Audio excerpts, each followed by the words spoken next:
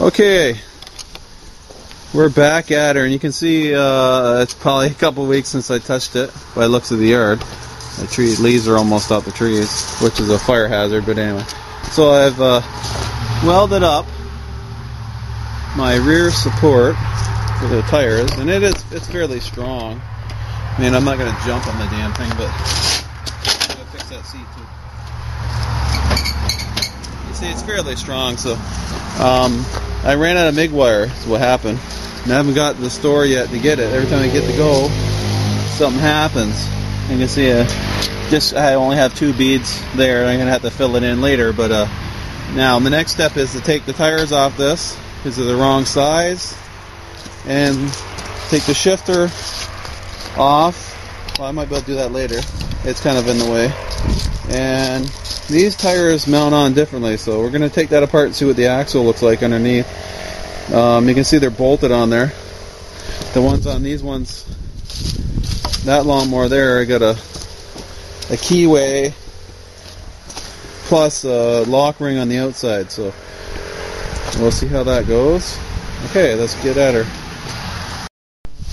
Okay, battery's running low, so I don't know how much this is going to catch on here. Remove your wheels.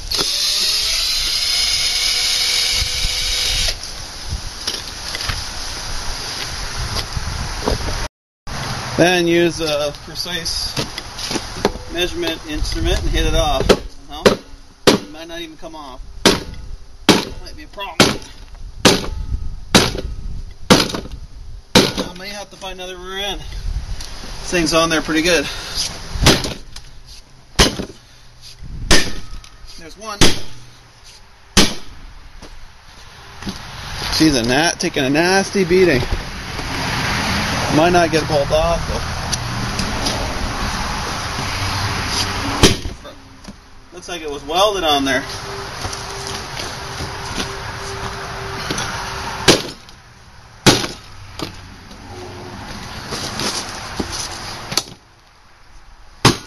There it goes. Oh, I didn't want to see that. That's not good. Look at this, busted it.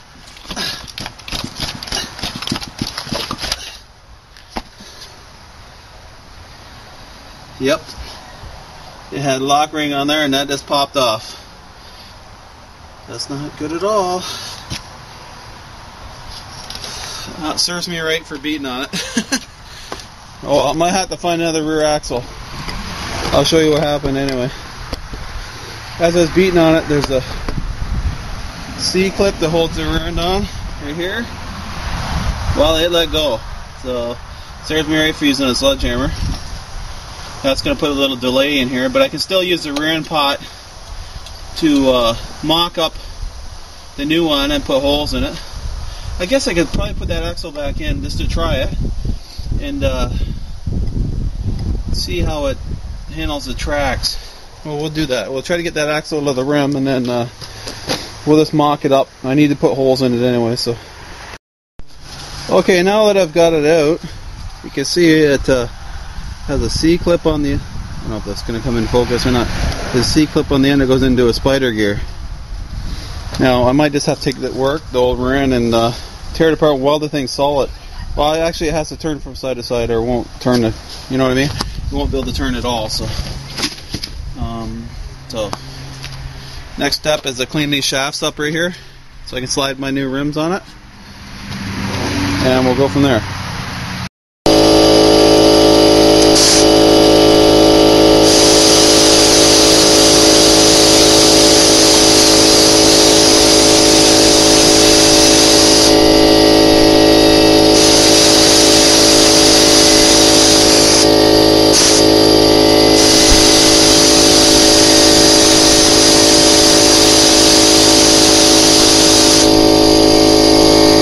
Okay, with it kind of mocked up in position, I'm going to mark where I need to put my holes to mount this rear end in.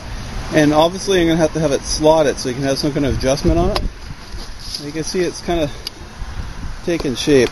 I'll have to get the carburetor fixed at work so I can get it started in a couple days. We'll try it out. Now I'm going to take the... Okay, with my slots kind of freehand at marked out. I might have to use big washers on the outside. I made it slotted so I could adjust it. I'm going to cut it out with going to try it with this instead of a torch. Okay, so my compressor is not strong enough to make the cut.